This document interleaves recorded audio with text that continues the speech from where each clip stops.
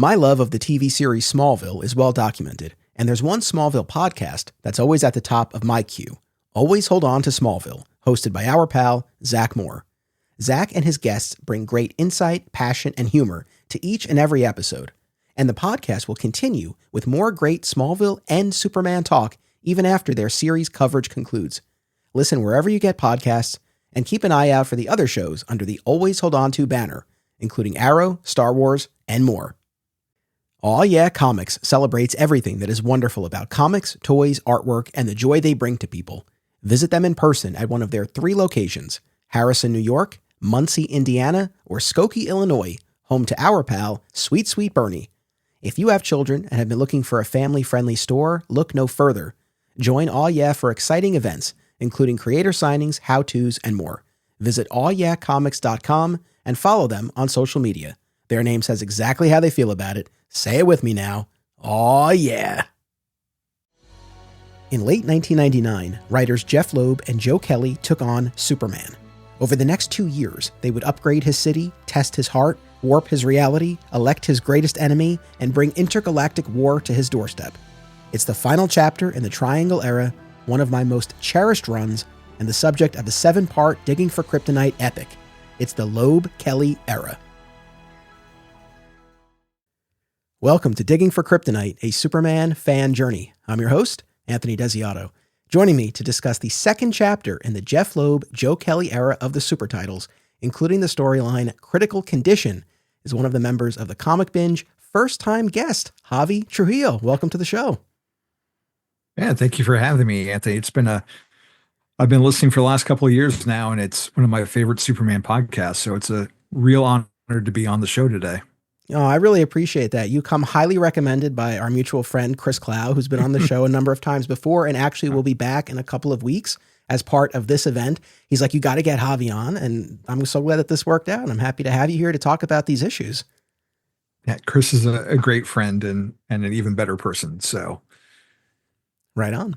Now, where we left off last time in our previous episode, we finished with the Y2K arc, in which the Brainiac 13 virus upgraded the city of Metropolis. It's now truly the city of tomorrow. And Lex traded his infant daughter, Lena, to Brainiac 13 in exchange for control over the Brainiac 13 technology. And we will see Lex leverage that over the course of these issues that we're talking about here and really consolidate his power as the leader of Metropolis. And in fact, towards the end of the issues that we're going to talk about today, he announces his candidacy for the president of the United States, which will play out in issues and episodes to come. But all set up here. We're really seeing those seeds being planted, you know? Yeah, that's something we covered on the Comic Binge recently back in January was the DC has a President Luthor trade, which cherry picks all the Luthor moments from some of the issues that we're going to talk about tonight. So I'm well steeped in this era right now. Yeah, and much more to come on President Lex in the weeks ahead. What we're here to talk about now, we're looking at 5 months worth of stories. And with 4 monthly titles, that's 20 issues all together. And everything that we're talking about here is collected in the City of Tomorrow Volume 2 trade paperback. We mentioned last time that in the coming months, we're going to see the publication of the City of Tomorrow Compendium, which is going to collect the contents of the previous City of Tomorrow Volume 1 and Volume 2. So if you're curious for exact issue numbers, it's everything that's in Volume 2. Broad strokes in terms of the stories that we're talking about here. And I always like to lay this out for people who maybe haven't looked at these stories in a long time, or maybe have never read them. Maybe our discussions of the Loeb-Kelly era or how they're going to experience these issues. So generally speaking, over these 5 months of stories, we have apparent marital strife between Lois and Clark. And then the big reveal, spoiler alert, that Parasite actually shapeshifted and has been impersonating Lois for a period of time. This then kickstarts Clark's search for Lois, while he's also contending with kryptonite poisoning. And that gives rise to the Critical Condition storyline, where Team Superman has to shrink down and enter Superman's body to save him from this kryptonite disease. And then we have about a month of aftermath issues before we get to Emperor Joker, which is what we'll be talking about next time. But broad strokes, that's what we're looking at for this. The tension, or apparent tension, right? Because of course it turns out Lois isn't really Lois, but how did that hit you at the time, and how do you feel revisiting it now? It felt really gross because it came out of nowhere. And even knowing how everything's going to be okay, it still felt really icky reading it. Like you just feel so bad for Clark because you don't know what he's done. And her behavior just comes out of nowhere. And we don't really get any, insider thought bubbles from her side of things to be why she's so irritated with Clark. And he's just trying to do every little thing he can to win her back or just communicate with her. And that's just not happening. So as a fan of these characters, like it's tough to read because you don't want to see him like going through something like that. But it humanizes the character in a way that you don't often see either. So there's a plus and a minus to it. I mean, I agree 100%. It's funny. I mentioned this last time, and I've said this in numerous episodes, where I think one of the reasons why this era resonated with me so much at the time was that I was just the right age for it. Like I was old enough where when we get to the issue that ends with quote unquote Lois putting on lipstick in Lex's office and being very sexually suggestive towards him, like I picked up what they were putting down. Like I got what that was about. But I was still young enough where it's like I bought into this and I didn't know where it was going. Like if I were reading this arc now cold, I probably wouldn't predict a shape-shifting parasite, but it's like I would know something is up, right?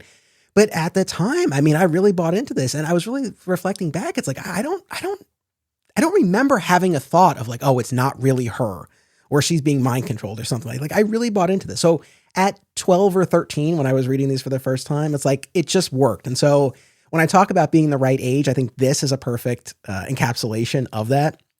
But more specifically, and to your point, there's a part of me as I was rereading this where I thought, man, like it would have been interesting if it wasn't all a fake out and they were actually having marital troubles. Now, if it had actually been Lois, we could not and would not have wanted to go as far as we did, right? But there could have been a version of this, a softer version of this, where they are actually having some trouble. But I think the point of this is you wanted to push it as far as they did. And as you were saying, I think what the value of the story is in seeing how it affects Clark. And there's a line in one of the Loeb issues where he's lying there on the bed after he's gotten this note from Lois that she's leaving him. And he's like, I always thought it was only kryptonite that could hurt me, not a broken heart. And you see him over the course of a couple of months where he's having these troubles at home. Unbeknownst to him, a parasite's been feeding off of him to some extent. He's also got this kryptonite poisoning in him that starts to manifest slowly with an inexplicable cough and fatigue and whatnot. But it's like, this guy is in rough shape. He stops shaving. Perry calls him out for having a wrinkled shirt at work. He's like, Kent, did you forget to go to the dry cleaners? Or have you been sleeping on the couch? He gets disheveled. He falls asleep at a press conference when he's overseas covering a story. So you just really see this bearing down on him. He spends a whole month in Smallville. And I feel like kind of the spirit of the proceedings from Ma and Pa's perspective is like, hey man, what's going on here? Can you really afford to be spending this much time here? Because he is to an extent hiding out from his problems. So overall, again, I think the value in the story and where the heart of it is just seeing this impact on him and challenging him in a different way through the heart. And to me, even as a kid, that moment in one of the Loeb issues where Lois, quote unquote, Lois finally reveals herself when she turns around and she punches Clark. And it's clear to Clark and to us in that moment that it's not actually Lois. Yeah. And that issue is narrated by Clark via a letter he's writing to Ma and Pa. And he's like, I never felt as good in my whole life, right? I never felt better in my life. Like that feeling of relief that washes over him, even as he's getting clocked by this. Washes over the reader too. Washes over the reader too. So it's like, it's such a great payoff. And I remember that then, and I still felt it now. It's surprising how this whole arc is, like I said, I've read the majority of it before, and even knowing what's going to happen, like it still brought out like a sense of tension and relief, and even knowing where it was going, especially in like Critical Condition. Like I know he's not going to die. There's 25 years of Superman stories that came after, but still reading them in the moment, like you get caught up in it. And I think a large part of that has to do with the writing team. But then like some of those fun details you mentioned too, looking back at him with hindsight, like Clark's clothes being wrinkled. It's like, well, for a second, it almost made me think of maybe Perry was in on something because like maybe Clark's clothes would be wrinkled from how he stored them before changing into Superman. Like there used to be one era where he would fold it and like slip his clothes into like the lining of his cape, or the fact that, like Clark's really bad right now because he's got stubble. He's unshaved. I'm like, well, I just watched 4 seasons of Superman and Lois and it's all unshaved Clark. So that was one of the things that was kind of funny to me with the passage of time and further stories. This whole stretch really worked for me and held up in a strong way. And I guess it's also a way for them to play with the idea of Lois and Clark having troubles without actually going all the way there. Yeah. And I think it worked, and I think it accomplished what they were looking to do here. So I guess as we get more specific into these issues here, I think a month by month approach will generally serve us well. And we kick things off here with a month essentially of Clark visiting the Kents in Smallville. And a couple of things on this front. It's kind of a curious choice to me that right after Y2K, like right after we upgrade the city of Metropolis, we spend 4 issues away from it. It's a choice, but it was kind of surprising to me. I maybe there was a feeling of, okay, we need a little space, we want a little breather after all of that. And it's not that we never check in Metropolis. We do, and we see Lex making his moves and whatnot, but it's just kind of funny to me, like right after that to jump out of there. It's like maybe they were trying to just nail down some of the more finer details of what it was going to look like. So they gave himself a little buffer before they dove back into it. I was more taken aback by the Superboy issue that this trade kicks off with.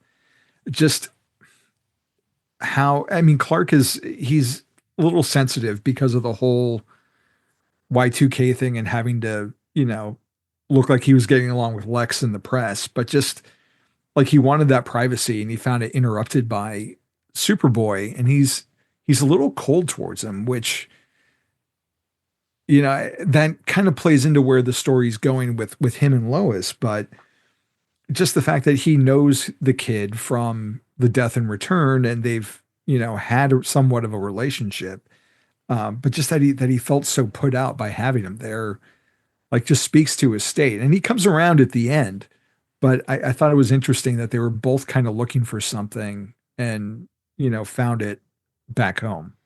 Yeah, there was so much going on in this issue. I love this. And we actually talked about this. It came up in our recent run of Connor Kent episodes, because this is the period of time where Connell has learned during his journey through hypertime that Clark is Superman.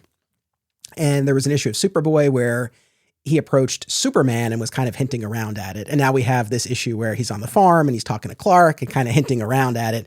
But Clark's not ready to let him in. And you're right. I mean, I think that's an understatement to say Clark is kind of cold towards him. I mean, he's like outright rude, and Martha calls him out on it. But I like this fallibility on his part. And I think it's understandable to a point. Yes, coming off of Y2K, coming off of these issues he's having at home. But even just sort of this deeper sense that he needs some privacy. He needs some ties. He says to Pa, he's like, is Clark Kent not allowed to be selfish? Right? Like there is a little bit of that at play here. And so I liked it. Like it just felt pretty real. Like he's annoyed that he wants to go home and just be himself and not have to deal with anything. And then he's got Superboy there and he's got to keep his guard up. And, and there's that great moment with Pa and Clark where Pa's essentially saying like, this kid doesn't have anybody to help him smooth over the rougher parts of life. And Clark's like, yeah, he doesn't have a Ma and Pa Kent. And yeah. And then that leads to a really nice moment with Superboy where Clark teaches him how to milk a cow, and Superboy's really impatient, right? And that impatience ties into what he's feeling about Clark not revealing his secret identity. And Clark has a line, he's talking about the milking of the cow, but it's really about their dynamic and about sometimes you just have to wait for the other person to be comfortable. And so they're really talking about it without saying it explicitly. And then after Superboy flies off, Superman catches up with him in the skies. And and there's this line about, sometimes I need to get away sometimes, like, you know what I mean, right? Superboy. And he's like, yeah. So there's like this really nice unspoken thing between them. Like, we're not yet at the point of, hey, I'm really Clark Kent. We'll get to that in Sins of Youth, which we already talked about. But I like the way this played out. And I liked how, like I said, how fallible it was on Clark's part. Like I think we can take some of that, And it was a nice thematic callback for me to Reign of the Supermen, when they're trying to figure out who, if any, is the real Superman. And I think it's Martha says something along the lines of like, well, no boy I raised would ever act like that. And Lois has the point of, that's the thing, you didn't raise this kid. And it's nice to like see the other side of that, where now he is getting that influence from the Kents and can learn some of the things that he did in a tube growing up and that Clark wouldn't know about because he was dead. Yeah. And even just the fact that Connell is there is a nice callback to the 0 Hour issue of the Superboy title when he's in Smallville and he meets the Kents, and they do invite him to supper if ever he's around. And so I love that he took them up on that. And that's the thing, as put off as Clark is about all of this, ultimately both he and Superboy are seeking the same thing. Like, Superboy went there because he needed a place where he could just kind of lie low for a bit. All right. So I really like that. And a couple of other things too. So we talked last time about how effective I find Loeb's use of narration and of using the supporting cast, right? It's almost never Clark himself who's narrating one of these issues. It's usually someone around him. The first few issues were all Lois, but now that we don't know it yet, right, as the readers at this point, but now that Lois is not Lois, we don't have her narrating these issues. We have other folks. And this first one that we're talking about here is from Pa's perspective. But the other thing, I didn't really nail this last time, but this issue really crystallized it for me. The thing with Loeb's narration is that the narration, it's not like the narrator is talking about what's happening on the page at the moment in most instances. You're almost getting a parallel thematic story in and of itself through that narration. Yeah. And I like that. And that's beautiful to me. And this one, for example, opens with Pa talking about how one of the neighbors is always bragging about his son and all the things that he's accomplished. But Pa points out, like, for all the things this son has done, he never visits. He never comes back home to Smallville, as opposed to Clark, who does. And I guess why that stuck out to me so much, one of the other things we talked about last time was why there is a place for the Kents in Clark's adult life and in the books. And we know creators like Mark Waid feel very differently about this. And I think what we usually zero in on, and certainly what I always bring up, is kind of what Clark gets from all of this. But I think just that moment that I just cited, I think it also shows you something about Clark himself, the fact that he takes the time to visit them, right? It's not just about what we see him getting from that, but just the very fact that he carves out that time. It shows a lot about who he is. So I feel like that's another kind of value that we gain from having them in the picture. And I adore Mark Waid. Like, obviously his Flash run means so much to me, and I love his Captain America and his Fantastic Four, his Daredevil. But I don't necessarily see eye to eye to him all the time with Superman, although I Kingdom Come is like a top 5 for me. But I mean, I just vehemently disagree with his perspective of the Kents because of issues like this, like having them as a sounding board. Like, you would go to, no matter what age you are, go to the prior generation for advice, for their wisdom, and if you're fortunate enough to have them and to have that type of relationship, like, why wouldn't you? It doesn't make you childish. We go to other friends for support as well. So I don't see his point when it comes to the Kents. And I'm kind of curious how he's going to handle them in his new Superboy title coming out soon. Yes, I'm curious about that as well. But the other thing here is that particularly in this Loeb issue and in one of the issues of Action Comics by Kelly, this month in particular, when Clark is visiting in Smallville, I feel like we get a very mature, nuanced depiction of the Kents through their conversations with Clark. Because it's one thing to just have the Kents there and have them worry or dispense some pithy, earthy wisdom. but to actually have them be real people. And in this Loeb issue, this first one that we're talking about here, there's that great scene between Martha and Clark on the porch, because she knows that something's troubling him, even beyond this annoyance with Superboy being there. I love the conversation overall, but there is something here that is one of my major gripes with the whole Clark Lois marital strife storyline. Really my only one, I think, which is, and you were hitting on this earlier, it really comes out of nowhere. Like, you get through that Y2K arc, and we talked last time about how there is a moment in that arc where you see there's an old man who presumably a Parasite is impersonating. Lois helps him, and right, so he touches her, and he has a line about, I've gotten everything I need, right? So okay, clearly now he knows Lois is the target, and he's absorbed the memories and whatnot, but he still hasn't abducted and replaced her yet. So my understanding of this, I think we get through pretty much all of Y2K with Lois as Lois, and then by this next issue of Superman, right, she's acting weird, but we don't see that initially. The first information we have on that front comes through this conversation between Clark and Martha on the porch, where I think Martha asks him like basically like, why didn't Lois come or something like that? And he's like, I don't know what's going on with her lately. Like, she chose not to come. And then he's like, I don't know, she might sense that something happened between me and Diana, right? There was that issue of Action Comics where Superman and Wonder Woman were in Valhalla for 1,000 years, and they almost had a moment, but he pushed back. He's like, no, Lois is the only one, but he never told her about it. It just kind of bugs me that, because this is such a big storyline, I just kind of wish that we had gotten to see some of it first, that some of it had been shown to us first, as opposed to like it's already happened off panel in between issues, and all of a sudden it's like, oh, there's this big problem that we've never seen anything about. Yeah, the only indication is that they disagreed about where to spend New Year's Eve. That's really right. The only strife that they had was her and his parents wanted to go to Metropolis, and he wanted a good old-fashioned Smallville New Year's Eve that he was used to. And that was really the only indication, other than the Wonder Woman thing, like you mentioned, that there would have been anything wrong with the relationship at all. Yeah, that's the thing. And I guess when we get to the end of this issue, that's where he comes back home after his visit to Smallville, and she's like, oh, I didn't know you were coming back. I made plans. Don't wait up. And she shuts the door on him.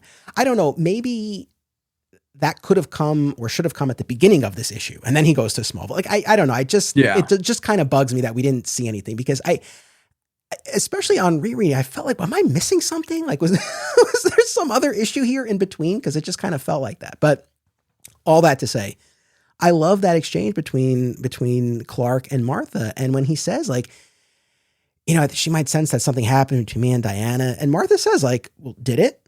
Did something happen? And then even later on that porch scene, she's like, well, even if nothing happened, or even if something did, and it's just, I don't know. I feel like that was a pretty mature conversation to see between mother and son about what's going on in his home life. So I appreciated that. And as we get further into it too, there's conversations that he has individually with both his parents where, they let him in on some of the strife that they've had. And I really appreciated, because you think of him as like, you talked about like the squeaky clean and the, I've got the good slogan to get you through this, but like talking about troubles and how Jonathan has like a method of dealing with it that he doesn't want Martha to know about. And he doesn't know that she knows, but it just makes them such real characters. Yeah, he breaks things, right? That's what we find out in that Action Comics issue of this month. And the Superman equivalent of that is he goes and he pounds the moon, right? And Martian Manhunter's like, hey, a few more minutes of that, you would have knocked us out of orbit. But yeah, I mean, just the fact that Jonathan and Martha, who you always figure, perfect marriage. It's like, no, they had their own troubles and they had their own ways of dealing with it. And like you said, this whole business about Jonathan going and breaking things to relieve stress or aggression, he doesn't think Martha knows. She actually did know about it, but she doesn't tell Clark. She wants Jonathan to tell him himself. And that issue kicks off with what I think is maybe a perfect page where you see all of these sunrises that Jonathan and Clark have observed together over the years at different points in Clark's upbringing. And there's one in particular when Clark's a teenager, and clearly he's gotten into some trouble, and Pa's like, sneaking out, wrecking the car, getting grounded by Ma at 3 a.m. Like, I hope it was worth it. And Clark's like, actually it was, Pa. Yeah. And it's just like, that's a page like that, or that porch scene. I mean, it just feels very real. This feels like a real conversation. I can imagine maybe the writers were drawing from some personal experiences, perhaps. Right. Because it just felt that way. Like, I really love that. So another argument in favor of the Kents being around. And then the last thing that I just wanted to mention from that first Loeb McGuinness issue, when we do check in with Lex back in Metropolis, he's talking with Mercy. I don't know that we mentioned Hope and Mercy much, if at all, in our last episode, but they're big new additions to the books during this time. His bodyguards, Hope and Mercy. Of course, we know Mercy from the animated series. And if I'm not mistaken, she made her actual comics debut during the No Man's Land storyline over in Batman, like right around this time. That sounds familiar, yeah. But now we see them in the books, and I love their role, especially Mercy, who I think gets more of that one-on-one play, like in this scene, in this issue. But what I loved here was, Lex is talking about how important it is to convey confidence to the people of Metropolis about the safety of this new city, right, and the viability of the city of tomorrow, because he specifically references like what can happen if people don't have that confidence and don't have that safety. And he's like, look what happened with Gotham, which I love for a couple of reasons. One, No Man's Land is what got me into reading Batman comics, and I love it dearly. And of course, cool. Lex popped up at the end of that storyline, making a land grab, classic real estate scheme, forging the titles to all these properties in Gotham City. So it was just like a nice, it kind of informed part. I mean, we know, not that we ever totally need much to figure out why Lex is doing what he's doing, but like that layer of kind of using Gotham as a cautionary tale, I thought was great. And it was just a nice nod to his role in those books at the time. And talk about planting seeds. He says, like, I've already, I have my hooks in Gotham, and now I have this newfound control over Metropolis. It's like, controlling, the two most important cities in the country. Pretty soon, it might be the entire country or something to that effect. So they were calling their shots early. Thinking that Lex Luthor knows what's best for all of America. Yeah. So we have 3 more issues in Smallville here, in Adventures and Man of Steel and Action Comics. The Adventure Comics issue is the final one by Stuart Immonen, and he's down to just plotting this one. We have Jay Farber scripting it and Yannick Paquette drawing it. And this came up last time. There was a Wizard article right around this period of time, and it talked about the change in Adventures of Superman creative teams, and it said that Immonen was approaching burnout after years on the super titles. Because unlike Loeb and Kelly, right, he was a carryover from the prior era. He shifted titles, but he had been on the books for a while. So he has a very short tenure during the Loeb Kelly era of the books, and this is his last issue, and another Smallville set installment where you have these environmentalists who are protesting a plant in town. And then there's a fire at the plant, but it turns out it was set by the owner and the sheriff who were in cahoots, and they were trying to pin this on the environmentalists who were causing all of this commotion in town. I don't know that I really have a ton to say about this one, but if there's anything that really struck you, the floor is yours. Well, it was nice to look back at this, and Paquette is someone I'm more familiar with for what he did with Grant Morrison on like Batman Incorporated. So it was cool to see like the genesis of that style, and also just kind of surprising to see Superman in conflict with local authorities, mainly because they were in on it. But just, the power of Superman, of trying to communicate and, find a better way. And like, yeah, it's not like a standout story, but I did enjoy it, and seeing like the different sides of how he was trying to bring everybody together. And, he's not the detective necessarily that Batman is, but, he uses his abilities to find evidence and get everything, all worked out at the end. Yeah, for sure. And then this Man of Steel issue, there's an A story and a B story, right? In the first half of the issue, once again, Clark's in Smallville, really extending his stay there. But look, I get they wanted to do a month of issues in Smallville, and in story, it's like, yeah, he is avoiding his troubles at home, So I get it, but at the same time, we're not really seeing much of those troubles at home. So it's a little tough, I think. But Yeah. in any event, he's there and he hears a car go off a bridge in the foggy early morning. And whose car is it? Pete Ross and Lana Lang, right? And he immediately rescues Lana, but Pete's still down there. Pete's been taken by this underwater spirit. Sea witch. Yeah, sea witch is a good way of putting it. It turns out she had started out as a human and was drowned by men in the lake and then became the spirit and was trying to claim Pete, I guess, as retribution. I will forever be on my justice for Pete Ross kick. This poor guy, he's in this issue. He doesn't speak. I mean, he's just unconscious underwater, and then you see him later at the hospital, but he doesn't speak. And then there's a moment between Clark and Lana where Clark's looking at his old treehouse, right, out in the field there. Prototype Fortress of Solitude. Yeah, exactly. And of course, he and Lana, both having marital trouble. She confesses that they went off the bridge because they were fighting, right? When Pete was driving and they went over. And I guess that conversation in front of that proto Fortress of Solitude spurs Superman to want to bring back a proper Fortress of Solitude, which was what leads us into the second half of that issue where he approaches John Henry Irons at the Steelworks, and they're dealing with these cyber moths. These new thieves are trying to get their hands on the Brainiac 13 technology. And in the course of this issue, and this is important for the forthcoming Man of Steel 100, which we'll get to, but they witness the birth of a Tesseract. And that's ultimately what they will use to help give rise to the new fortress. So kind of important mechanics that are in place in that one. Yeah.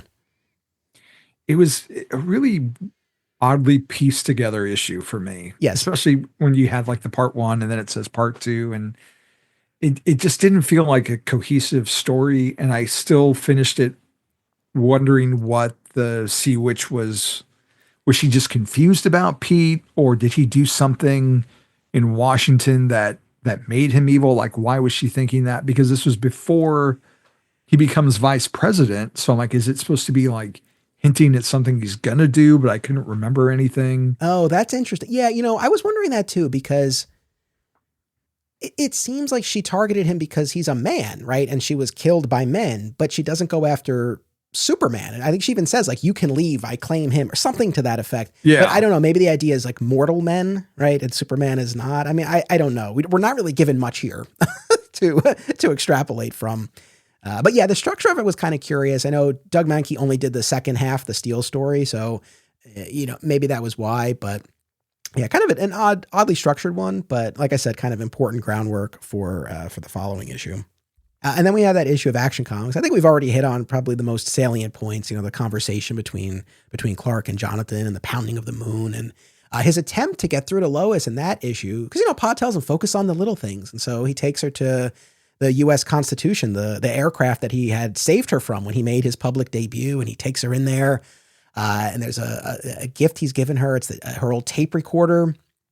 And she hits record on it. And she's like, I need some time away from you. So it's really, it's quite the gut punch. And this is not the first instance of him trying to kind of win her back. We'll see more of that in the following month's stories. And, every attempt is rebuffed. But there was a really lovely piece to that Action issue. There's a fire in Smallville. Yeah. And that older woman who's injured and hospitalized, and they can't really get through to her. But when Superman finds her, she's talking about my babies, right?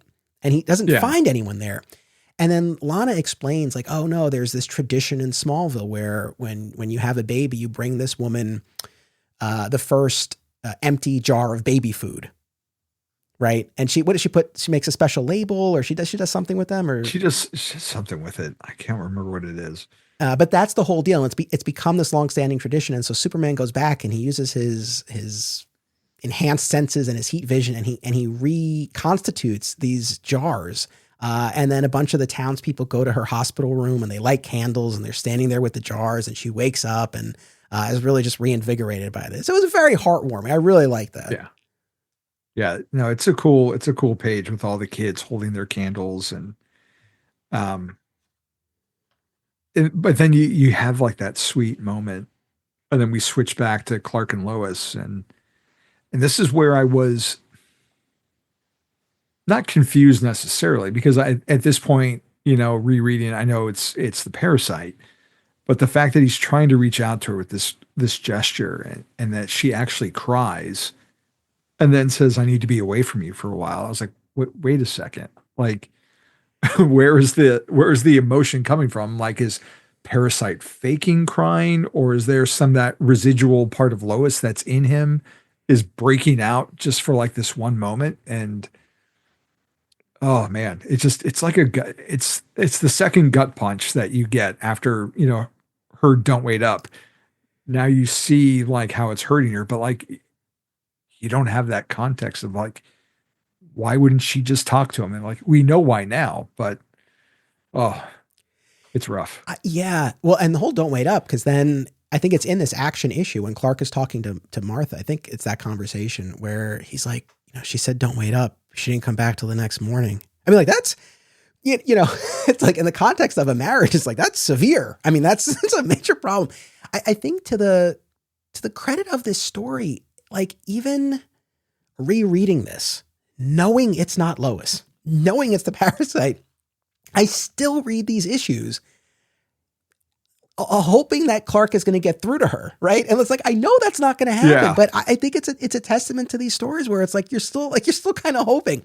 And to your point, I was thinking about this, like what does account for the tears in that moment from Lois? What accounts for the fact that Parasite waits as long as he does to make his move? Because he doesn't even make his move until Clark grabs Lois, right? Or not violently, but, he goes to grab her arm, and then he turns and punches, or she turns and punches Clark.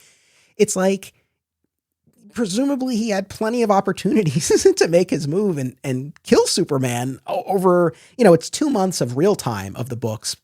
I don't know in story time how much time is supposed to have elapsed, but I figure probably at least a couple of weeks.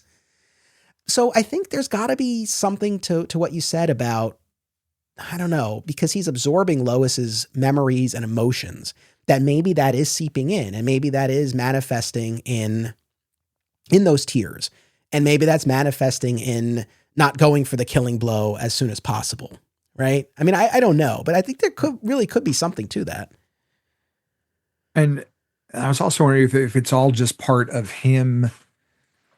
He's stringing Superman along because he has this ulterior motive of getting at Lex and taking the time to infiltrate Luthor or LexCorp and get access to his financials and set up those little foreign bank accounts everywhere, and maybe that's part of the delay as well, because he could have done his plan at any time, you would think, if it's just to get at Superman.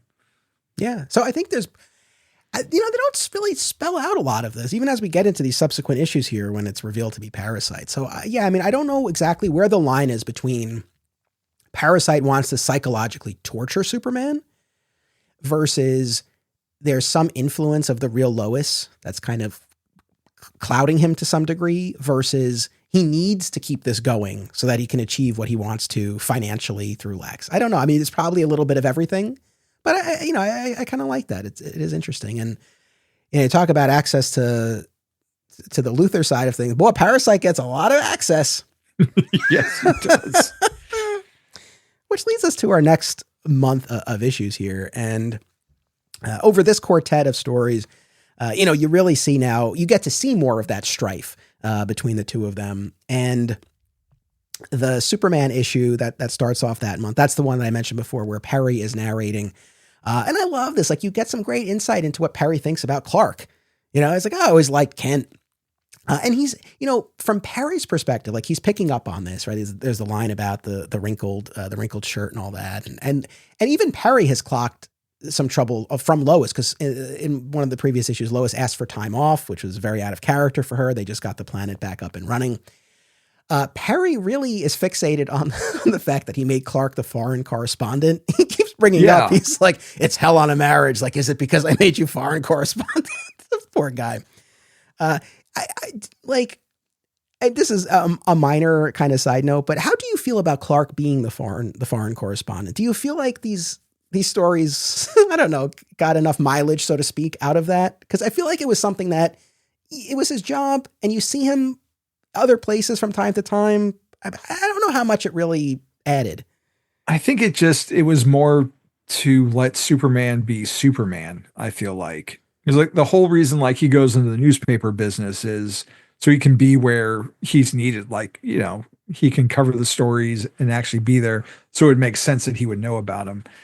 And I feel like it's more of that. Like he can explain his absence as a Superman more by being the foreign correspondent. 'Cause he really doesn't, not that we really see him file a lot of foreign correspondent type stories. And even in 2000, like, I mean, the internet, as young as it was, like you could still email things and send them in from afar, but he would kind of pop back and forth between here and Smallville and, go wherever. And, if you take that real world perspective of it, it's like, what kind of paper trail is he leaving?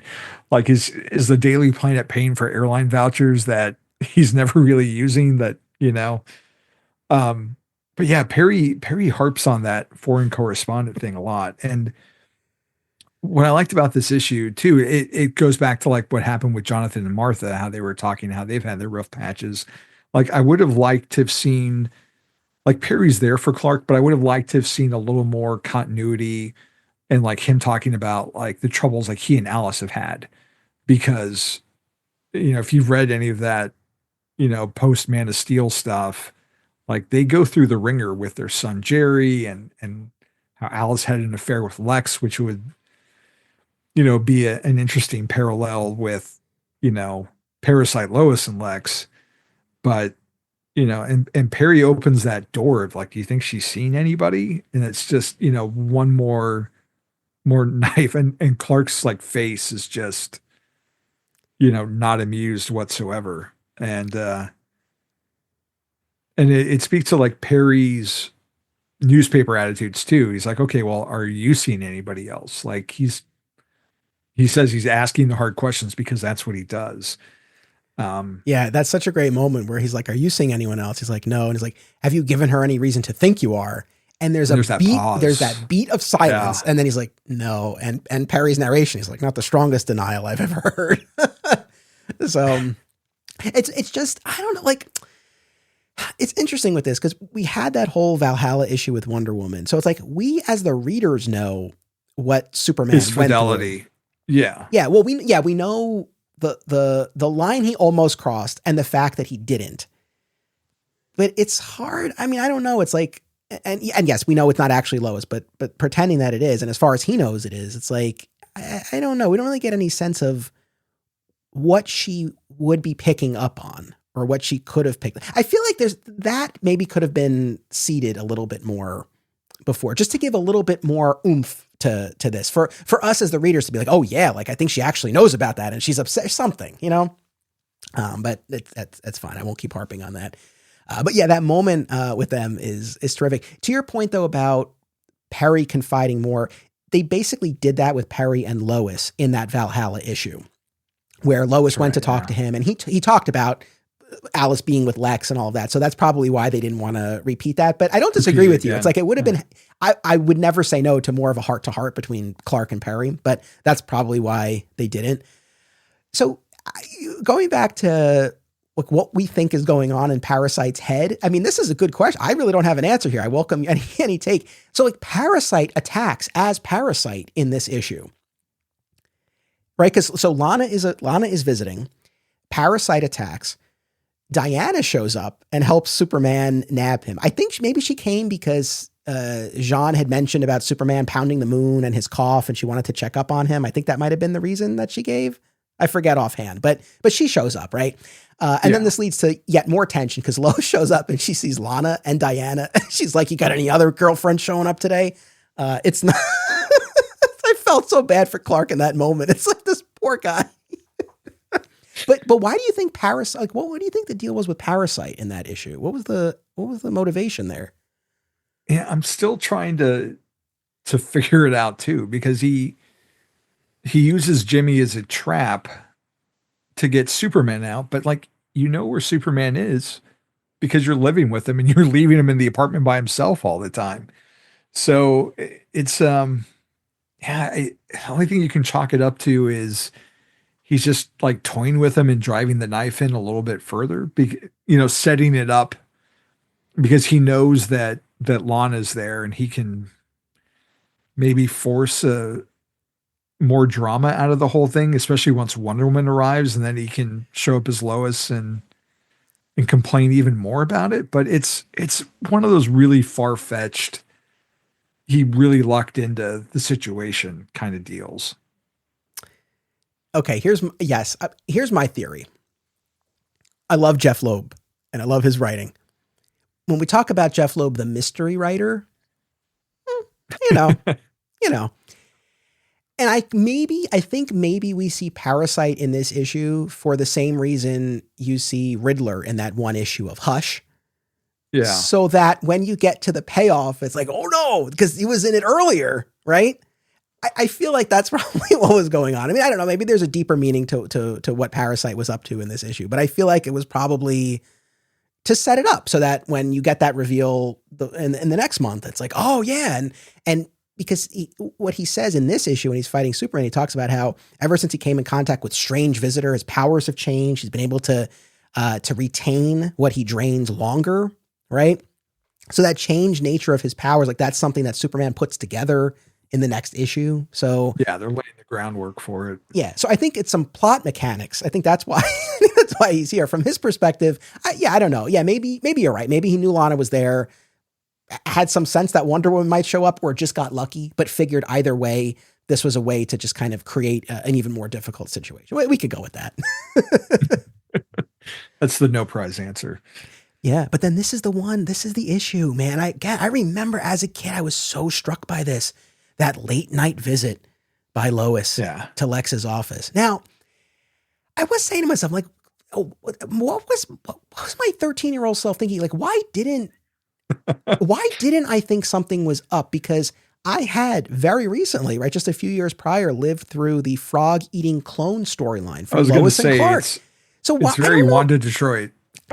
So I don't know why that thought didn't, or maybe it did and I'm just forgetting. But yeah, man, it's so striking, that late night visit, putting on the lipstick, and she's like, what is it that you want? And then the camera just pulls away, right? And you just see that faraway shot of the window of his office. I mean, I don't know anything. What I welcome any thoughts you have on this. Yeah, it just leaves you with that creepy feeling that, like, why would she, be going to Lex of all people, knowing, again, thinking that it's Lois, like knowing her husband, knowing who Luthor is, like what in her right mind would possess her to go to him? Like, what is she looking for? And so in some ways it's kind of like the clue that this isn't Lois, because, after all that she's been through, I mean, the prior, 15 years of storyline since the crisis, like, she wouldn't do that. Like, she was always, unlike, the Terry Hatcher and John Shea, where they kind of had like a romantic thing that was mutual, like these two never did in the books. Like, she was always turning him down and offended whenever he would buy her a gift. So I think this is like the first hint that, okay, this isn't Lois, because it's so out of character for her to be here. Yes. I think what I might have thought at the time is that this just was some ploy. I mean, this doesn't account for why she's treating Clark this way, but maybe I thought she was, because there's certainly the suggestion of what they're going to do, but you don't see it. And so maybe I thought, like, she was just teasing him to get something out of him. I don't know, but it's very striking. And I don't mean to be juvenile, but I always like to bring this up because it's not talked about enough that, like, Lex banged Parasite. I mean, in Lois's form, because there's a story in the Metropolis Secret Files issue where Hope and Mercy go to examine the Parasite corpse. I'm skipping ahead a little bit. He doesn't make it out of this story, although he'll be back later. But in that Secret Files issue, they go to Star Labs and they examine the corpse. And there's this line about Lex's DNA being on the body, and they threaten the doctor into changing the records and whatnot. And then, we're not the only ones who have remembered this. And I brought this up when we covered New Krypton a while back, but in a James Robinson written issue of Superman during the post-Infinite Crisis era and the new Krypton storyline. All right, everybody got that? There's a parasite-centric issue, and I took a screenshot of this. His narration at one point, he said, the girlfriend of the man, he's talking about, people he's encountered, but he's like, the girlfriend of the man with the habit and the expensive shoes had traits and talents that might have been handy back when I posed as Lois Lane and captured the heart of Luthor. So it's just one of those things. I feel like there's an I'm going to put this out there into the universe. I think there's an opportunity. Maybe there's some Legion of Doom meeting or some supervillain gathering and everybody kind of files out, but it's like Lex and Parasite are still there and there's some kind of awkward moment between them. But it's a thing, man. Like, this is a thing that happened. Anyway. Something for Mark Waid to use for his History of the DC Universe series. Yeah. Yeah, maybe. And then we move over to Adventures of Superman. This is the debut of J.M. DeMatteis as the new writer on the title. He's only there for like a handful of issues. He doesn't stick around for that long. Not very long. But this is another attempt in this issue of Superman to try to get through to Lois. He takes her to an alien planet, right? He enlists Team Superman. He gathers Steel, Supergirl, Superboy. He's like, I cannot be disturbed. You got to hold down the fort. There's something I have to do. And he takes Lois to this beautiful Eden-like alien planet where time passes differently, and he tries to reconnect with her, and she's not having it.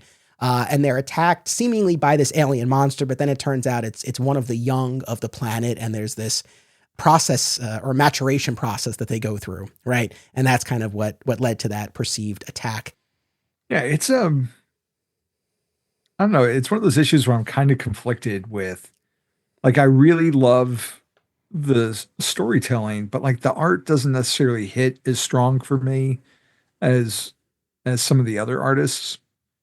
It's a little like, I think it's just the faces seem like too long, but it also goes into like, you get some real emotion out of Lois. And again, it's one of those things where I'm like, is this like the real Lois breaking through the parasite? Or is Parasite like thinking that, man, he really loves this woman and it's not something that Rudy Jones has ever experienced. And so he's moved by that because he's never known it before. And then has to snap himself out of it and be like, no, I don't want to make out with Superman right now. Lex was enough.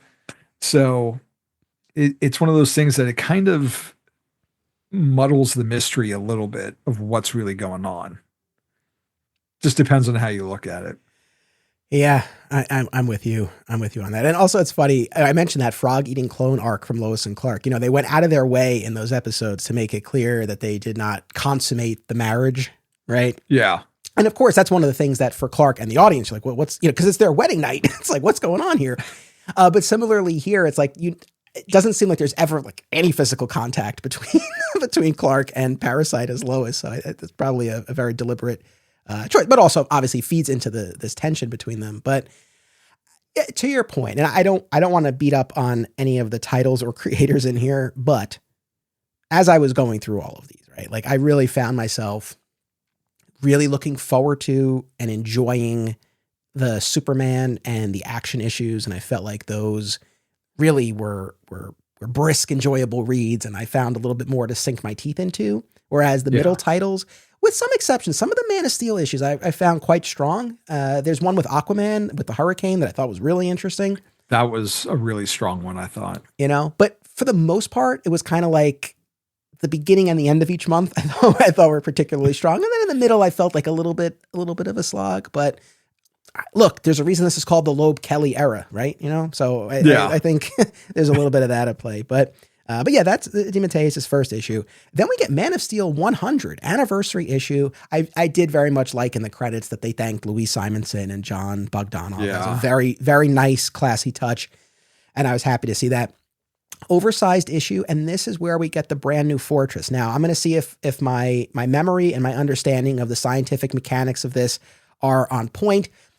When the Fortress of Solitude was destroyed by a kryptonite missile strike during the Dominus King of the World arc, it created a trace singularity, essentially a ghost fortress. It was like the spirit of the fortress held on, right? So you had this ghost fortress in Antarctica. And then you have the birth of that Tesseract that we talked about. And so in Man of Steel 100, Superman and Steel, they create this device and they bring it to the remains of the fortress and use it to essentially bottle the ghost, right? They're able to kind of absorb that ghost fortress in this device. And then they shoot it into this tesseract, this pocket dimension of infinite space. And that is housed within this spherical containment unit. Yeah.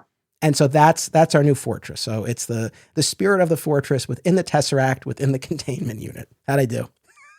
Yeah, that's pretty good. I think I remember it more like that kind of technology or that concept from like some of Morrison's run. Maybe it was like the DC 1 million stuff. Yeah. Where they would go into the tesseract and explain that it's a small space that's bigger on the inside than it is on the outside. But we see, like, just throughout Superman media since 1978, there's such a slavish homage to like what Richard Donner did, that anytime we get something new, something fresh, like I'm all for it. Like, as much as I love like the Crystalline Fortress, it's just nice to do something different and kind of break away from all that. So I was all for seeing the creation of something different and getting some of those vestiges of like the comic fortress brought back. And because we don't really see a lot like the statues to his parents and other things. Like, it was cool to get some of that and trying to forge their own path, you know? Yeah, no, I am with you. I don't need the fortress to be represented the same way as it is in the Donner movie all the time. So no, I'm with you. And I mean, the Ghost Fortress in the Tesseract and maybe a little bit much, but it was its own thing. And at the time, I do remember being excited by it because when I started reading with the Death of Superman, that the then current fortress was already in existence. So this was the first fortress I got to see created on the ground floor. Yeah. And I loved Steele's involvement in this. I mean, Steele becomes a regular support. He already has been a supporting character in the Man of Steel book. So I just love to see him and Natasha and the Steelworks have a home there and to really see this growing partnership between Superman and Steel. I mean, we're not there yet, but we're going to get to it in an episode or two where Superman finally reveals his secret identity to him. Which is, a great sign of trust and probably long overdue. But, so I love that. And he even shares Kryptonian technology with John Henry for the Steelwork. So I like that working relationship. And then also just generally speaking, Superman coming to terms a bit more with his Kryptonian heritage, because we've seen with the previous Fortress and the Eradicator program and all of that, a bit of that antagonistic relationship at times with his homeworld. And so, this feels like he's kind of crossed the bridge a bit with that. So I like that. It felt like a good evolution. And then of course, in the midst of all of this, we have another attack by the Cyber Moths. And it turns out that they're working for Cyborg Superman, who had been imprisoned in the Phantom Zone. Now there's an editor's note with a reference to an issue with him being, and I'm like, because it hasn't been that long since we went through the whole rest of the Triangle era. And I'm like, when the F did he end up in the Phantom Zone? And it was like one of the only things I skipped. It was a 4-part fill-in arc written by Ron Mars, like a year or two before, where Cyborg Superman had, I think, invaded the bottle city of Kandor and then was ultimately trapped in what's essentially the Phantom Zone. So anyway, there was, that's where that came from. But I was like, I was thrown for a second. Yeah, I don't remember that story at all. Yeah, so. It's a 4-parter set in the Bottle City, but written by Ron Mars. And like I said, when we cover that, I just skipped over it. But Cyborg makes an appearance here. Oh, and that Bottle City of Now, this is not the Kryptonian Bottle City, right? This is the alien bottle with representatives from all these different worlds. It's the post-crisis version of the Bottle City. But, right. I guess their fate was a bit up in the air after the destruction of the fortress. And it turns out they had survived and they're reconstituted under glass. So we took care of that bit of business as well. So, solid anniversary issue, I thought, that established this new fortress. One other thing here. This is also the issue where Natasha adjusts the personality social protocols of Keelix. Oh God. And this didn't make it into the cut for last week's episode, but my guest Josh brought up how Helix refers to Superman as master, and how that's kind of a curious choice given the connotations of that. And so I had that in my head, and I was like, oh yeah, like they directly address that here. And he's reprogrammed. And then this is when we get the hip version of Helix. Is very sassy. And we're in that mode for quite a while, but that's set up here.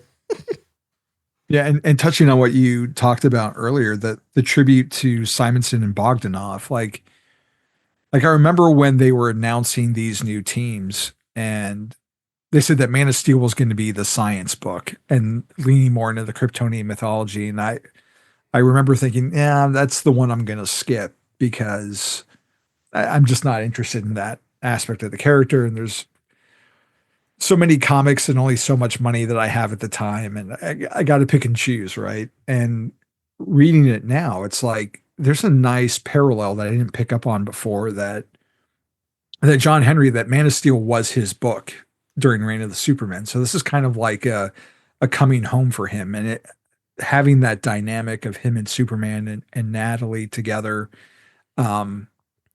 Like from my present day standpoint, like I really got a lot more out of it, especially after, 4 seasons of Superman and Lois, where they're such an integral part of the family. And to see that, like the genesis of it in comic form, even though this Natalie is John Henry's niece and not his daughter, like it was still, I liked having that connection again. And then to bring it all back to like the Cyber Moss, I didn't think were very memorable. They're just like a faceless army, but to have the guy pulling the strings being the Cyborg, it was a nice other little anniversary celebration to have, like, a trio from that era back together and facing something in a big anniversary issue. Like I liked the threat aspect and the art on this. There's some shots of the Cyborg that are really just menacing. And I liked when he gets his jaw like opened up or punched off, and you can see like all these weird servos in the back and gears in his mouth down his throat. And it's just a cool rendition that didn't really pop into my head when I think of the Cyborg. This podcast is an affiliate of BCW Supplies. The next time you need to restock on comic book bags, boards, boxes, and more, be sure to use promo code FSP to save 10% on your order. That's FSP for Flat Squirrel Productions. It helps support the show too. Thank you.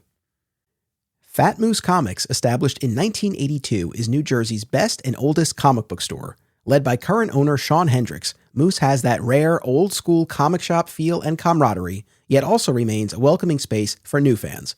If you're looking for something and they don't have it, they can probably get it for you. They know a guy. Visit Fat Moose in Whippany the next time you are in the Garden State, and be sure to reach out via the Fat Moose Comics Facebook page. We all love the big-budget superhero films, but the world of independent cinema remains a place of unbridled creative freedom and entrepreneurial spirit. Whether you're an independent filmmaker yourself or you just love movies, don't miss these New Jersey film festivals: Brightside Tavern in Jersey City, Hang On to Your Shorts in Asbury Park, and Round Reel in Bloomfield. Submission information for filmmakers can be found at filmfreeway.com. Follow the festivals on social media for news about events, discounts, tickets, and much more. The Action Comics issue of that month, as a huge Batman fan, I'm curious to get your take on this. We have Joker and Harley visiting Metropolis and wreaking havoc. They taunt Lex with this giant robotic version of Lena Luthor, which is particularly cruel. I mean, maybe less so because Lex purposely gave up his daughter. Nevertheless, it is cruel. I want to get your take on their visit, but I do just want to say that on the Lex front, it's interesting to me how he's kind of navigating a post Lena life. There are a couple of instances here. One where Hope and Mercy are addressing like all of the workers of LexCorp, and they're like, there was never a baby. You never saw a baby. Like you're going to be confronted by press and family members and friends who are bored with their lives, and they're going to want scoop. There was never any baby here. They also seal up the nursery. Right. That's another bit. It may very well be in this issue or one of the prior ones, but so it's just kind of interesting. And then in that Metropolis Secret Files one shot that I was talking about there. In that issue, that's where Lex tasks Hope and Mercy with finding the real Lois Lane. And there's a moment there where Lex slips because he says to them, he's like, I can't believe you couldn't find Lena. And he's like, oh, Lois, right? Like he has that moment where he slips. So, there's not a lot of that, but whenever that comes up, I'm always curious because that was such a striking, disgusting moment, right? When he sacrifices his daughter. So I'm just, any instances of that fallout, I'm always kind of curious about. But what'd you make of this issue and Joker and Harley? It feels very much like an episode of, like a crossover episode of Batman the Animated Series and Superman the Animated Series. Like, you can't read this issue and not hear Hamill and Sorkin. And especially when you get to the fight between, is it Hope or Mercy? Or is Mercy. it both of them? Yeah, I'm pretty sure it's Mercy. It's like throughout the issue, it's like various rounds. Like round 1, round 2. It's so cartoony. And you just kind of have to have fun with it and keep like that animated sensibility in mind. And it feels like something when they did that World's Finest crossover, it feels like it's very much inspired by those episodes. But I had a lot of fun, and I like the Joker showing up in Superman. And, we're on the cusp of a really big Joker and Superman story, but like, there's just something about it. Like, I like this occasional pop-up, and that there's a reason why he's here because of what happened in No Man's Land. Like, he doesn't like Lex's involvement. And it's not just a random, like, we're going to have the Joker in to boost the sales. Like, they found a legitimate reason to carry him over. And well, I don't think of him as like a Superman villain, but I like to see him show up every now and then. And this issue just has like so much going for it. And it has to balance like the absurd humor of the Joker with the ongoing Lois and Clark's marital strife of like, like married couples, you've been with someone for a while, and like a lot of people will talk about the little things that irritate you, like the hair in the shower drain. But what's the super version of that? Well, it's burned hair from shaving every day, and how Parasite Lois, like, that just irks her to no end. Like, it's one of those little personal things that hurt even more because it's with someone you share your life with and they can't accept it. But like, how else are you going to do it? Yeah. So there was a good balance, I thought, that they struck between all the different elements of this issue. No, I agree. Yeah, the burnt hair bit definitely that definitely stood out. All right, now we get to essentially the midpoint of this trade here, this month's worth of issues, and this is where it all comes to a head. This is where we get the issue of Superman with the reveal at last that it has not been Lois, but actually Parasite in disguise all along. It opens with Clark writing this letter to Jonathan and Martha explaining that Lois is leaving him. She's left him this note. And then she shows up at the apartment to collect her stuff. He tries to get through to her one more time. He uses their secret phrase, right? I'll probably mangle this, but beef bourguignon with ketchup, right? What they always say to each other. And this was great too, because they really do string you along here, because Lois is quick to be like, I know what you're doing. I know that's your favorite meal and our stupid catchphrase, right? So it's like, because you would expect maybe like he doesn't know this and that's the giveaway, but it's like, no. That's what I thought reading it this time, was like, oh, that's how he figures it out, because she doesn't know the catchphrase, but then she defeats it right away. Yeah.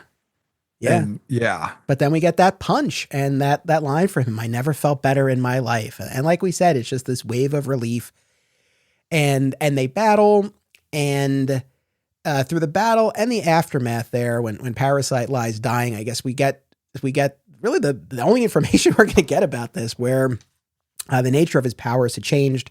And then the scientist who Parasite had absorbed and whose mind was part of the Parasite entity, right, had this idea to strike at someone close to Superman to learn his secrets. And when he absorbed Lois's memories on New Year's Eve, like, he knew his plan of attack and all of that. And I think it remind me, and you might have the issue open up there, but is it while Parasite is dying, does Parasite himself say something about like there being some of Lois in him or something like that? Or there's at least a line about how no one's ever loved him the way Lois and Clark love each other, right? Yeah. He wanted to kill Superman to make a name for himself. Yeah. But because of what was going on with Superman with the kryptonite poisoning, which is a whole other thing, that's what really is getting into him. That's what it is.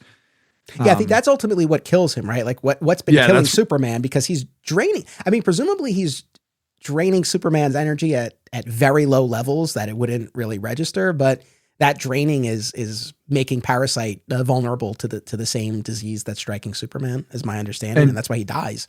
And instead of saying, you know, where Lois is or if she's even alive, his final words are just, "She loves you like nobody ever loved me." Yeah. And then he's gone. Yeah. But I like how he plays it till the very end of, like, even when she's flying and punching him and he's like, "You don't get it. This is me, Smallville." And he just keeps, you know, poking and prodding, and he doesn't really let it go until he can't any longer. And his ego gets the better of him. And then he just burns out. Yeah. Yeah, and it's a hard question for Clark to ask at the end, where he's like, you know, did you absorb her like you've done others, or is she still alive, right? And he reveals, like, I had to go back every 24 hours, right, to touch her again to maintain all of this. So it gives a flicker of hope there. But, you know, you imagine what a difficult question that would be to ask, right? Because as far as Superman, like, that could have been it, right? It could be that Lois is already gone. Yeah, like I said, I keep going back to this word of relief, but, you know, for us reading it, you know, hating to see the characters we love go through this, and to see Lois in a situation with Lex in that office late at night, like, it turns your stomach, right? And then so to have that reveal, it's such a relief. I mean, overall, did you like this use of Parasite? It's kind of like a trick question, because, like, yeah, I did. I thought it was a clever way to utilize him. Like, we haven't really seen it in that way before. But, you know, on the other side, it's such a painful read, the way that he manipulates Superman and what he puts him through. So it's, you know, it's a double-edged sword. Like, I don't like it, but I like it because I think it's really clever and a unique way to finish off this iteration. I don't even remember how he comes back, because then we get the brother sister one that got utilized in Superman and Lois when Rucka comes on. Yeah. So I don't remember how Rudy Jones comes back. I know. I don't remember offhand. Like, Crisis. It might be that, because by the post-Infinite Crisis landscape, he's back, like I said, in that James Robinson run. In between, yeah, I don't know offhand, but yeah, I you know, every time I reread this, I forget that he dies, right, in this issue. But I guess that was the easiest way to kind of deal with what he knows. That would be such a liability. But yeah, I don't know. I don't know where I totally land on the use of Parasite in this story. I think overall, I mean, I definitely remember being surprised back in the day. I mean, shapeshifting is not one of his powers, but they addressed that. Like, he had absorbed the shapeshifter, and so he retained that ability and was able to do that. Yeah, I don't know. He's kind of a one-trick pony until this moment. Yeah. I think I maybe just would have needed, and I don't want to say, I need it all spelled out for me, but I wouldn't have minded, like, after this reveal, maybe a flashback issue from his perspective, where we see how he went about all of this and maybe got a little bit more insight, because it is, in terms of the powers, but also just the MO, it's a departure for the character. And it's not really one where it's like, oh yes, that really tracks. I see why he got to that point. It really just is like, oh, okay. Like, he just tried something different. It's fine. But, like, I wouldn't have minded maybe a little bit more just of the, you know, kind of behind the scenes, so to speak, from his point of view. That's all. Well, it's the murder mystery movie, you know, where you get the big twist at the end, and then you have the quick series of vignettes showing it from that side of how it all fits into place. And that's, you're right. That's something that we don't get, because for all the narration that we get, especially in the Loeb issues, like, we never see Lois's side. We never get a thought bubble from her. So yeah, like, if they were to ever do a Y2K 30th anniversary special, you know, to have, like, a story at the end from, like, Parasite's point of view, that would be something I'd be interested in reading just to see the context that they could, throw in there. I mean, I struck out with my Death of Clark Kent 30th anniversaries, but I I don't know about Y2K, but yeah, I was sad. Yeah, I know. Well, you always got to try. And then we get a trio of issues. I think we probably both agree the last one, the Action Comics issue, is far and away the most compelling, fascinating, like really gripping issue here with Batman. But so we get these 3 issues where Superman is searching for Lois as he grows increasingly weak and ill. And in fact, by the end of the Adventures of Superman issue, he is green. He is literally physically green. I mean, not unlike the pre-crisis stories when he'd be exposed to kryptonite and he turned green. So we had a little bit of that. But in the Adventures of Superman issue, he is interrupted essentially by a new and improved prankster, right? Who's now I don't know about improved, but physically at least, right? He's not the stout version that he was before. He's much leaner. Yeah. And then this new character, Adversary, right? This like leather clad blowhard, like the worst of the 90s in one character. Yeah. And so over the relatively short run of DeMatteis, Prankster, Satanus, Adversary, Rose or Thorn of Rose and Thorn fame, like they're a lot of the characters that he plays with in these issues. And like I said, we see Prankster and Adversary here, mostly kind of getting in the way. I mean, do you have any attachment to or feelings about Prankster or his somewhat reinvention here? I mean, he kind of falls into the whole toy man, category of like, why are you a villain for Superman? But I prefer Toy Man more just because they've done other things with that character that have given him at least like a personal edge. And Prankster is just, he's missing all that. He's just annoying, typically. He's the Balky Bartokomous of Superman villains. So they love a Perfect Strangers reference. Yeah. And so I feel like this is JMD like trying to bring back some of the more classic elements, but in a new way for the 21st century. But he's just, it's not that he writes him bad and he gives him motivations or he tries to explain his backstory. It's just not a character that I'm really all that invested in, and never really have been. So, but having said that, they later do some interesting things with him that we're going to get to in a little bit. But for this issue, it's just kind of like an impedance to what we want to find out with Lois. Like, this is just like, well, that story is going to be in this issue, so we have to pad it out to get there. And this is where I wouldn't have minded that, from Parasite's perspective, this was going on, like in this issue. I would have sacrificed what the proceedings that we got for something like that. Yeah, it's fine.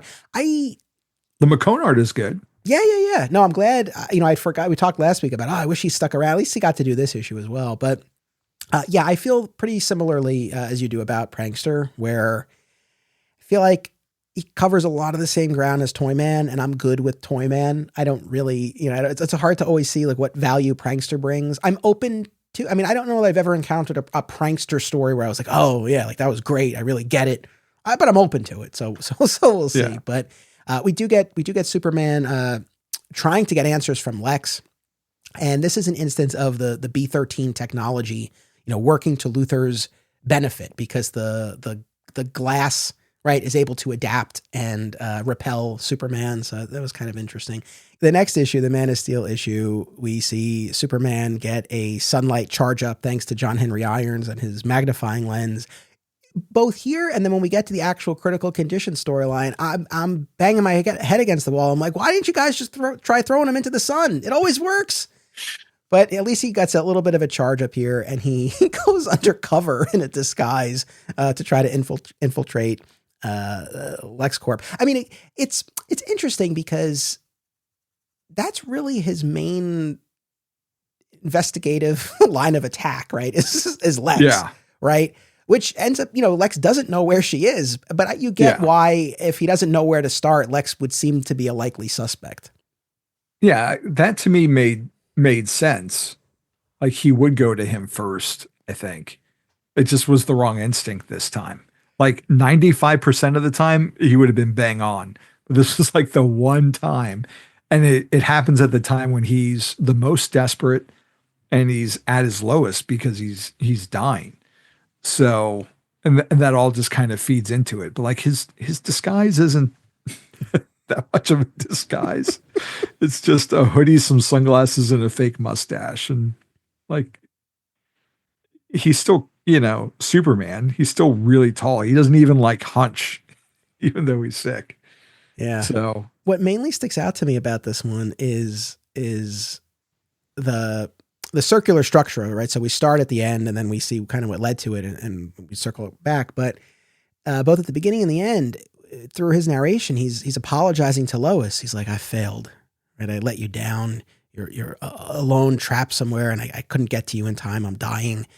Because he does make it into LexCorp Tower and he just gets his ass kicked by Hope and Mercy. And then he jumps through the window to escape. He's like lying on the ground and then he sees feet before him and he thinks that's it. But just that sense of from his perspective of how he's lost and this great sense of failure, like that really hit home. And then of course, it's not someone there to finish him off, but it's Batman, because going back to that partnership between Superman and Steel, Steel called him in, which was great. And I think it's in this issue where Natasha has a line to Steel about like, do you work for him or are you partners? Right. Yeah. Right. Like, that your friend is off making a really bad choice and putting himself in a bad spot. Like you have to help him. And he does by calling him Batman. So I liked how Steel was looking out for him. And then this leads to one of my favorite issues of what we looked at, this Action Comics issue. How did you feel about Lex ordering Hope and Mercy to terminate Superman?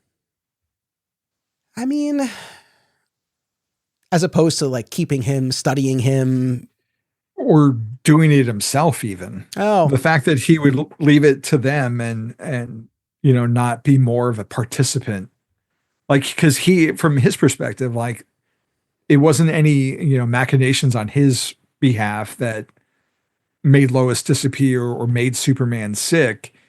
He seems really content to let others do the dirty work, and it wasn't part of any plan that he had to bring down the Man of Steel. He's just like, oh, well, he's weak and I'll have my people, do their thing. No, that's a good question. And Lex even says, like, for all these years of scheming, like you just served yourself up to me. So yeah, I know you're right. I wasn't really thinking about it when I read it, but yeah, I don't know. I don't know if this totally tracked with Lex, that he would be kind of dismissive almost of this. Like you feel like he would make more of a meal of this in some way, shape or form, but yeah, I don't know. Or he just had his eyes on a bigger prize at this point as he's thinking about the presidency and whatnot. I mean, I don't know, but still thinking about Parasite. Still thinking about Parasite. That's a good point and a good question though.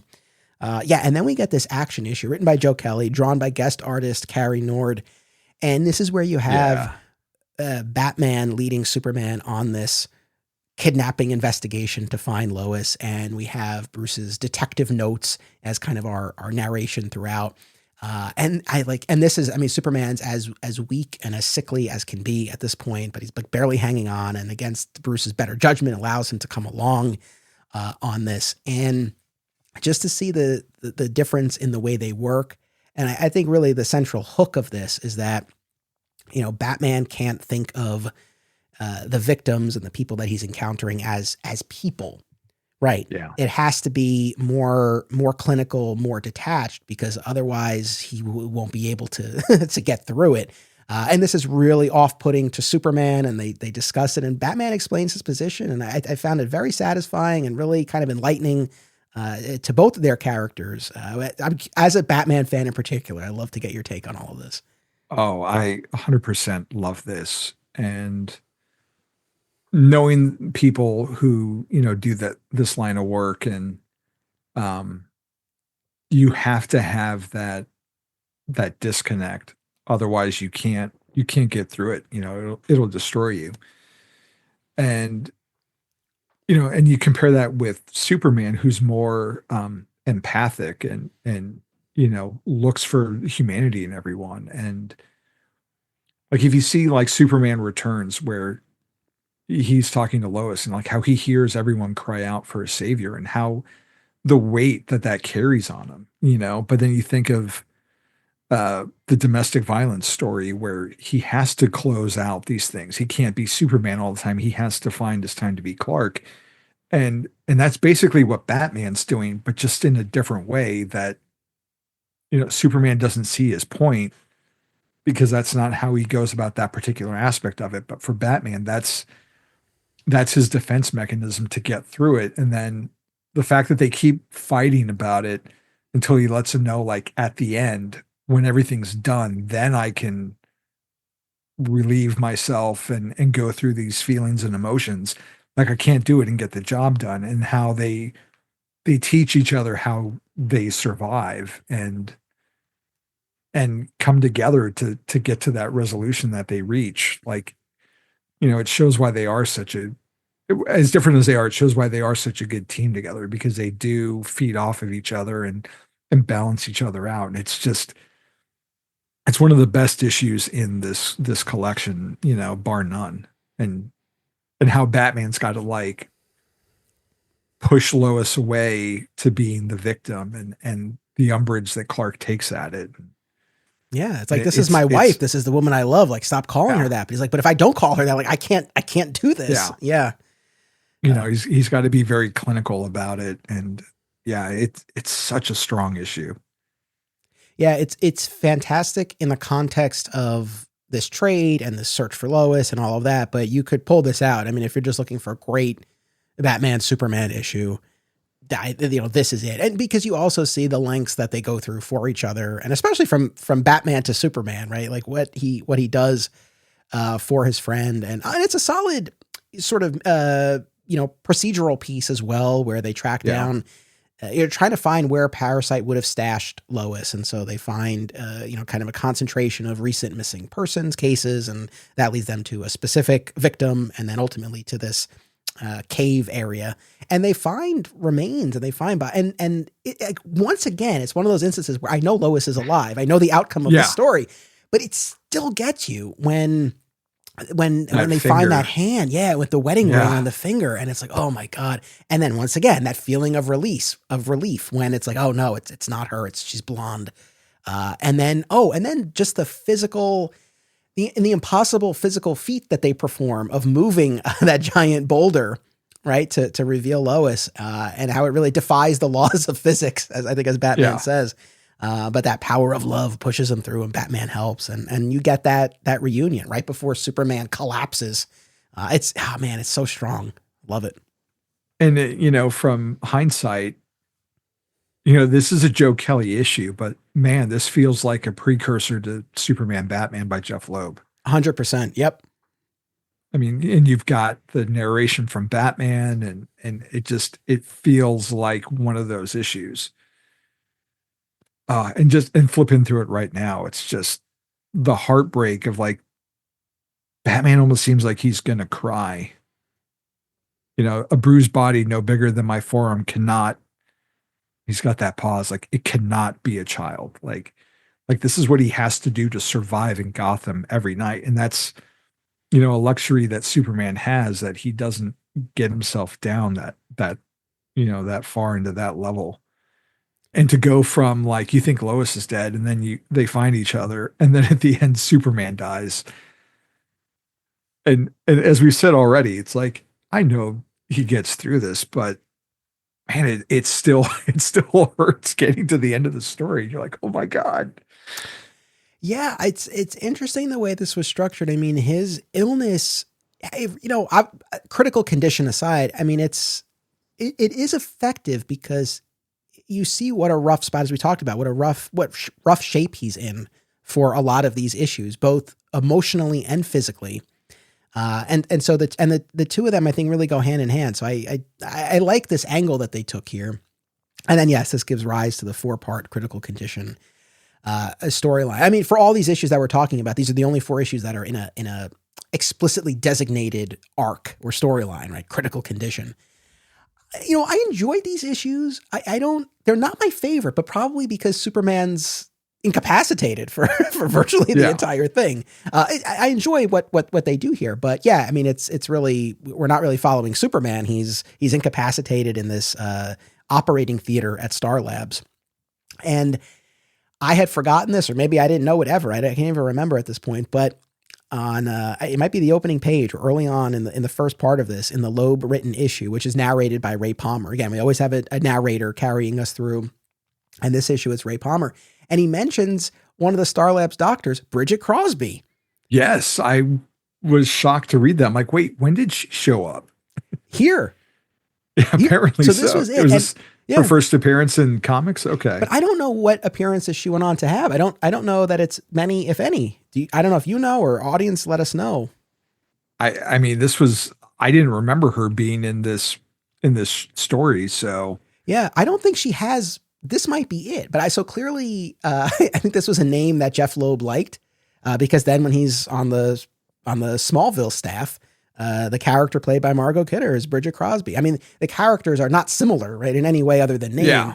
But yeah, I was like, oh man, Bridget Crosby. So there's a comic book precursor to the Margot Kidder character on Smallville, and she makes her debut here. But yeah, I mean, like I said, this is the arc where you have Team Superman miniaturizing and entering Superman's body to try to excise this kryptonite disease that is killing him. And you were alluding to this earlier.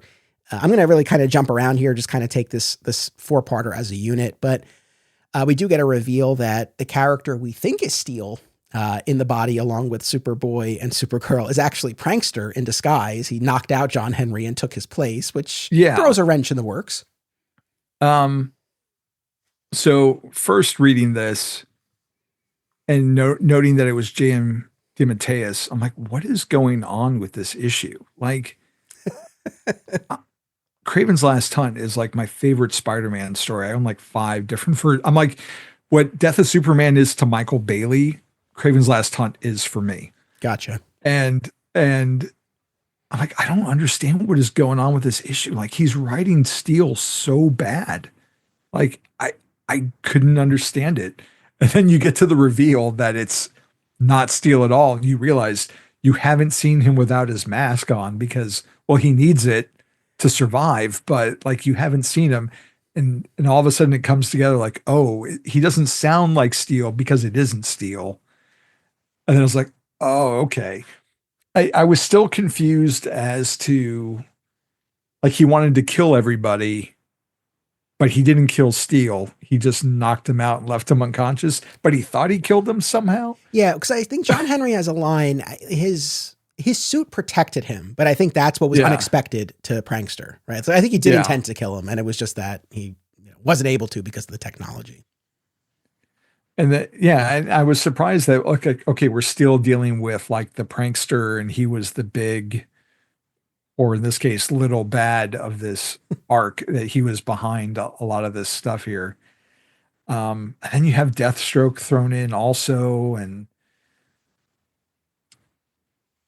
yeah, I don't know. It got a little muddled for me with all the different moving parts for such a short story. I hear you. Yeah. So I guess my takeaways from this, I mean, Prankster ultimately throws a wrench in the works, but we do get crucial information that the source of the poisoning was Encantadora, this new villain that Joe Kelly had introduced in Action Comics, and that when she kissed Superman, when she planted one on him at the end of Kelly's first issue, she slipped this nanobot into him that delivered, or that contained, I think, what do they say? A tiny grain of kryptonite, and then it was moving throughout his body, poisoning all of his vital organs. Yeah. And she has a bit of a change of heart just as her employer decides to put a hit out on her and hires Deathstroke. And so that's how we have Deathstroke entering the mix and a bit of maneuvering there. Following that thread, we get to an interesting point where Deathstroke stabs Lois at Star Labs. Yeah, which I didn't remember and either. She's dying or dead, or I mean, she's really in rough shape. And then we have this team up between Matrix Supergirl, and this is the point in time, I'm going to keep this real short because we don't have the time, where she's the Earthborn Angel, and she uses her abilities mixed with Encantadora's Mist, right, and the power of suggestion, but that does contain true magic, and so that kind of confluence of magics and energies is able to restore Lois. And Lois being alive is a key piece because when she's at death's door, that coincides with Superman really failing, right? It's kind of the sense of how they're tied together. Yeah. that was the part that in theory I liked, but it didn't have like the Adventures of Superman 500 element of it, where you Agreed. see Oh, yeah. Jonathan leading Clark back to life. And like, this is just, it's kind of like a throwaway line of like, he died right when I died. And so I called to him and we're back. Like I would have liked to have seen more of them reconnecting spiritually than all the shenanigans with Deathstroke and Cantadora and him trying to kill her and her hopping around the country and stuff. Yes. No, here's the thing. So much of this is spent with kind of the more literal, physical, scientific side of things. And I think, Yeah, the fantastic voyage of it all. with the exception of the Adventures of Superman issue from DeMatteis, where you have Supergirl kind of give Superman like a spiritual charge up that elevates him for a little bit, but then it isn't enough on its own. They really need to go through. I mean, just plot wise, so everyone's or on the same page. I mean, essentially the way they save him is that Superboy is blasting the kryptonite infestation, and Supergirl is kind of gathering up and then teleports away the poison, and Superboy stays behind. And by the way, Superboy is powerless at this point. He's kept this from everybody, but he's still joined the mission. And he does have a great moment though, where he says to Supergirl, like, let me do this. Like, let me prove. He's like, I know I talk a big game, but I can do this. I know I can. Like, please let me prove that I earned the S. And he's not expecting to come back, right? But he is able to blast that nanobot that had been making its way through the body. And then Steel, who has joined them within the body at this point, I do love this. They have a great escape where they ride the heat vision out of Superman's body because he keeps having these like heat vision spasms. And they get out because they're on a very tight clock, right? In terms of how long they can be miniaturized in the body. Like they have an hour and things keep setting them back so they can't get the work done in time. But I am with you 100%. I think there could have been a nice blend of just like the Death and Return of Superman storyline, where you have that blend of the physical, the scientific, and the metaphysical and the spiritual, and to have had that afterlife or whatever realm you want to call it, kind of meet up between Lois and Clark, because it's like they've had so little interaction, right? As soon as they're reunited, he's dying. And then even once Y2K, they haven't.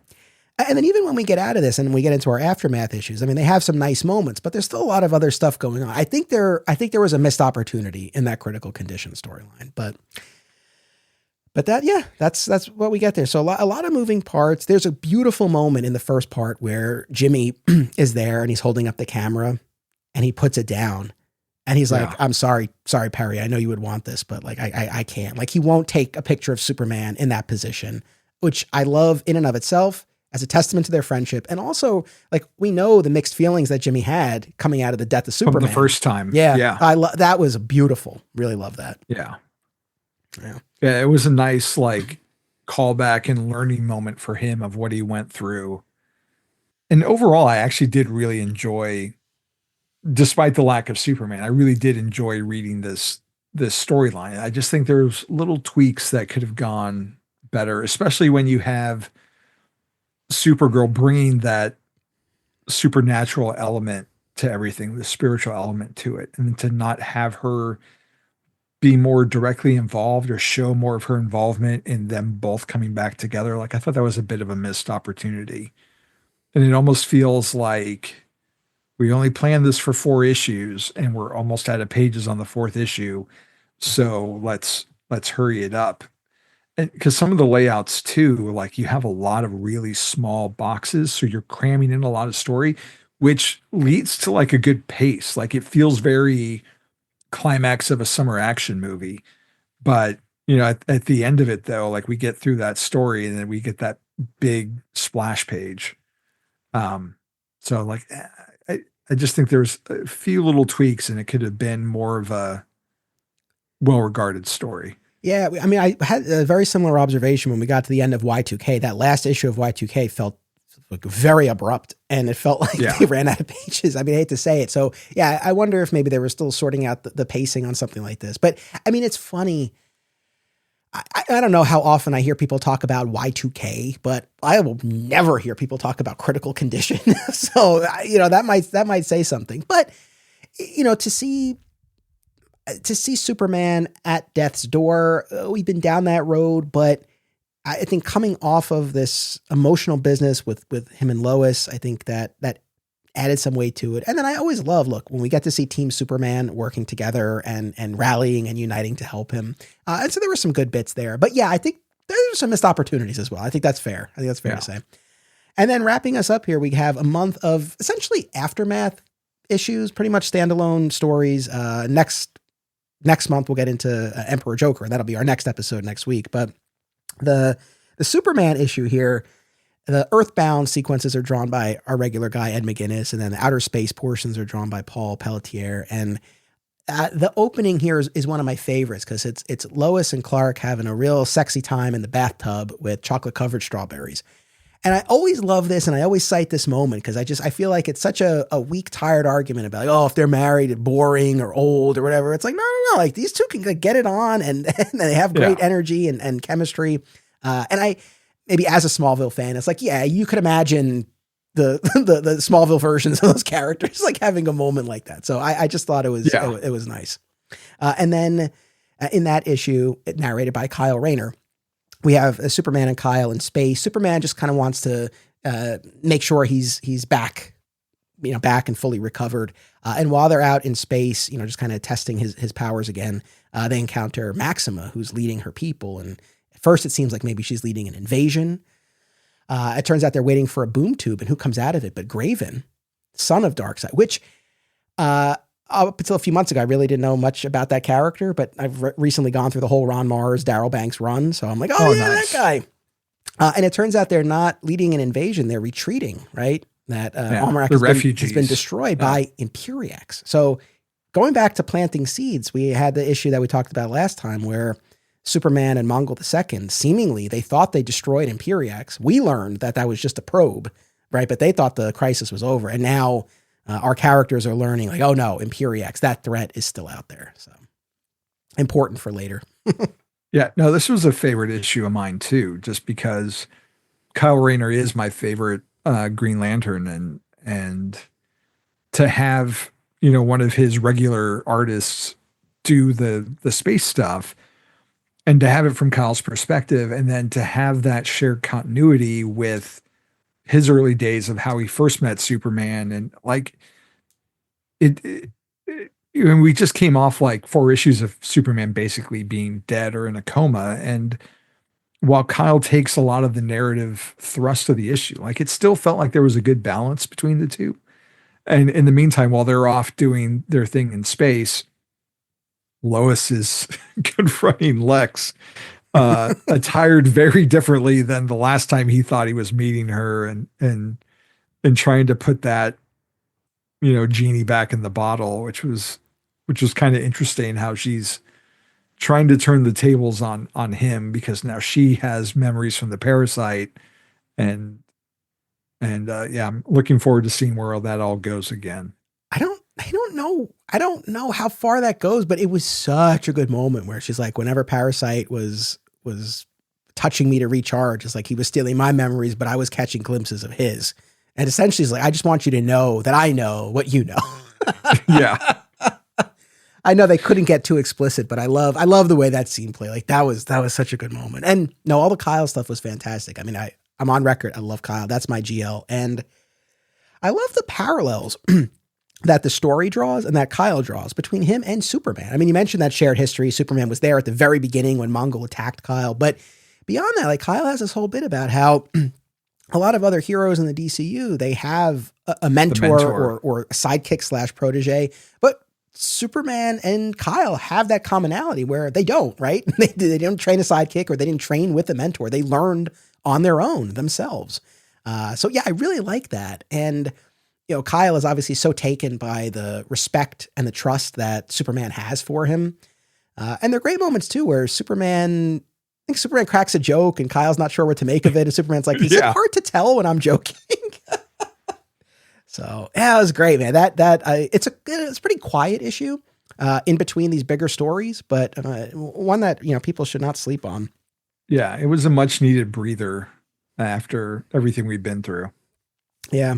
The Adventures of Superman issue, this is where Lex announces his candidacy. And like I said, we'll have more to talk about. We get another appearance by Adversary. I mean, I don't want to get too far ahead of the game or spoil anything, but this is also the issue, I believe it's this one, where we meet Carrie, the wheelchair-bound young neighbor of Lois and Clark. Do you remember the connection between Carrie and Adversary?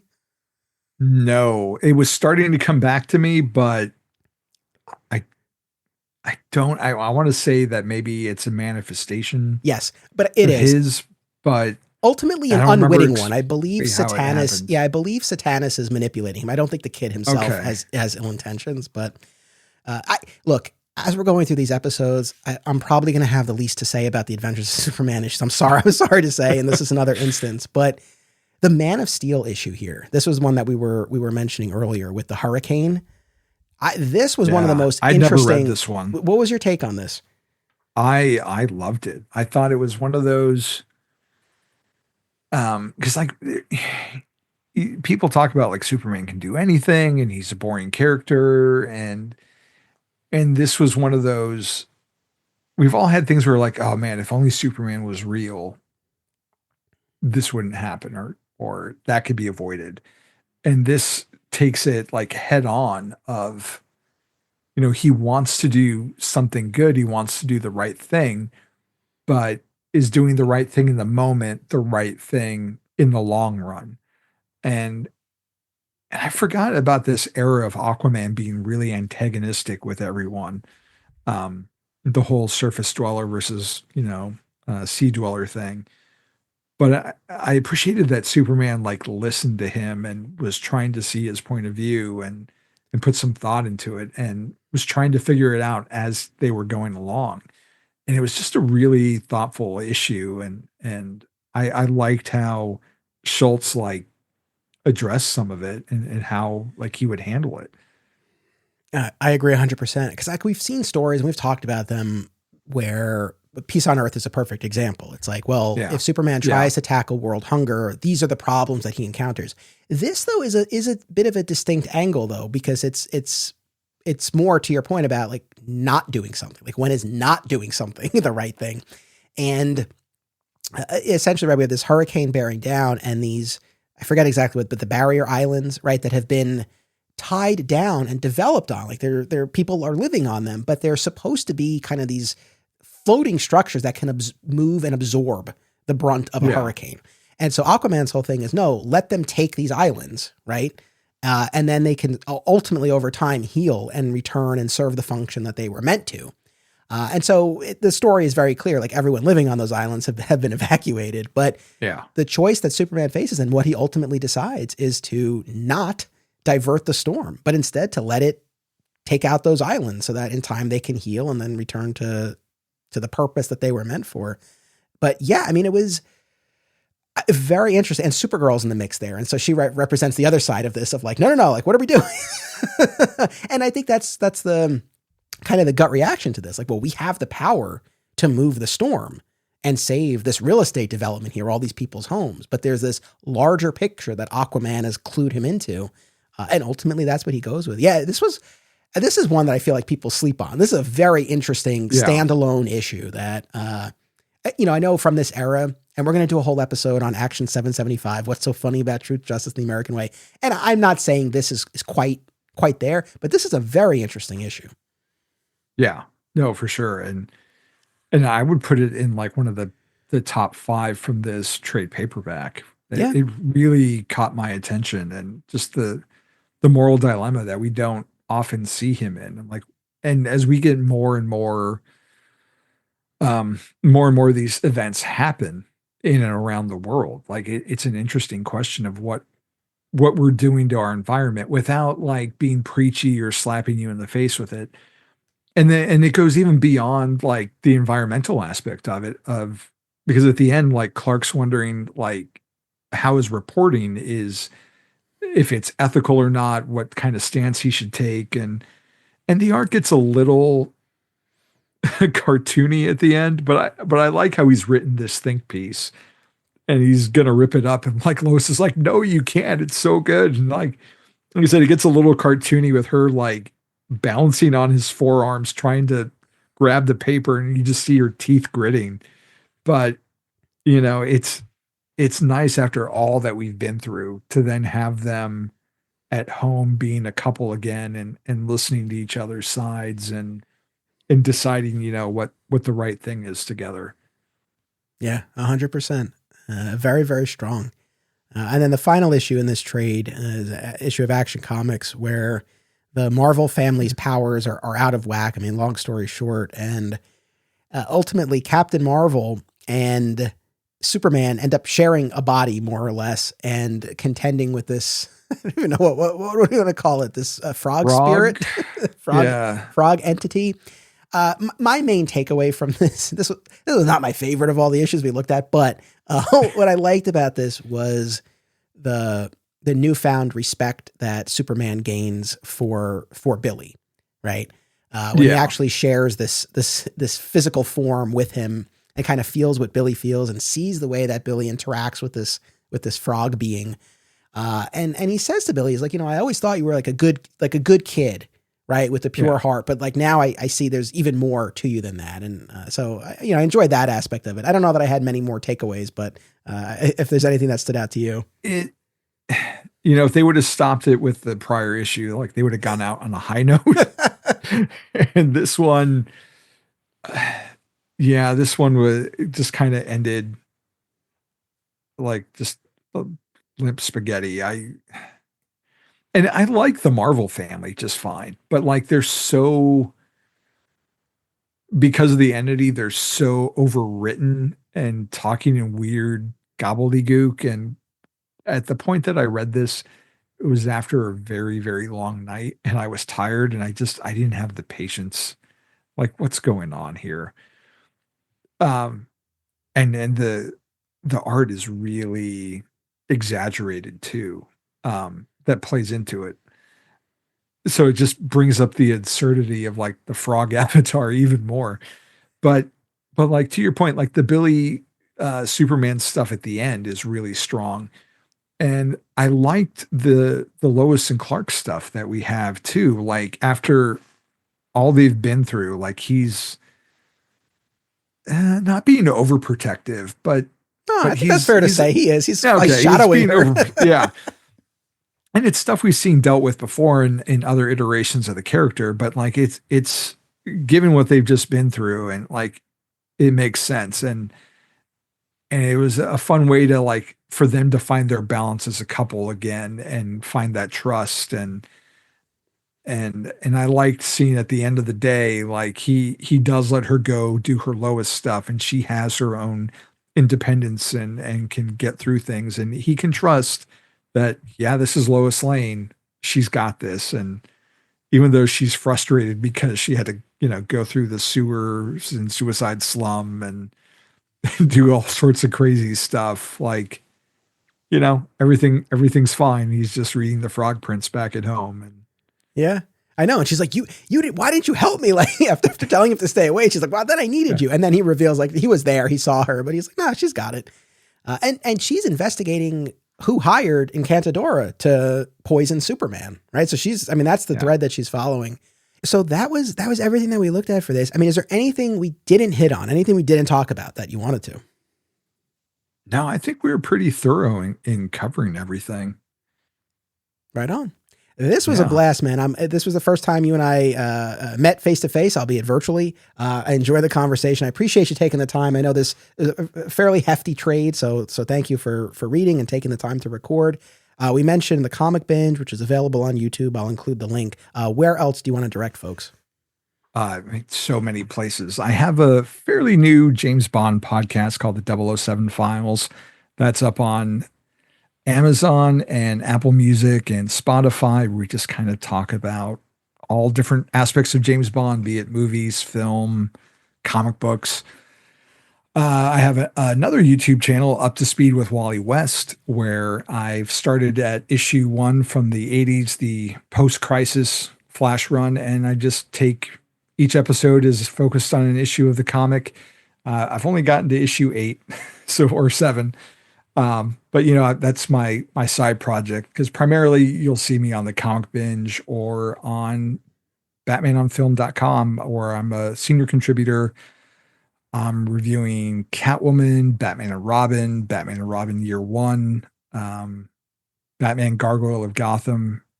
So those are my written reviews. And then on the podcast side for there, often host Batman Animation, which is a podcast where we look at different animated episodes of Batman from any series that we feel like talking about that week. And then we also have a chapter by chapter series where we're breaking down the movies. Originally, we started with The Batman, and we're going by the Blu-ray chapters. But now that we're talking about Batman Forever right now for its 30th anniversary, there's like 45 chapters, because it's like every 5 minutes there's a chapter. So we adjust it to make, give us some content to talk about. So we're working on Batman Forever right now, and Batman Begins is just around the corner, because that's going to be 20 years. So yes, those are the main places you can find me. And then every now and then I'm on the Spidey Dude Experience YouTube channel talking Ultimate Spider-Man. So awesome. Well, I hope everyone will check out all of that. And thank you so much, Javi. Yeah, thank you so much for having me, man. I had a blast. And I've been a big fan of the show for a while now, and I love how you hit on all these different aspects of the Man of Steel. So keep doing the Lord's work. No, much appreciated. So thank you again. Thank you, audience. I always appreciate you tuning in. Next week, Justin DeVoe returns, and we're going to tackle Superman, Emperor, Joker. It's going to be a really fun one. Don't miss it. Until then, as always, it's about what you do. It's about action. Support the podcast and receive exclusive content, including bonus episodes, by becoming a member at patreon.com/Anthony Desiato. Flat Squirrel Podcasts is home to Digging for Kryptonite and another exciting episode in the adventures of Superman. Please subscribe, rate, and review today, and continue the conversation by joining us on social media. Links are in the show notes. Thank you all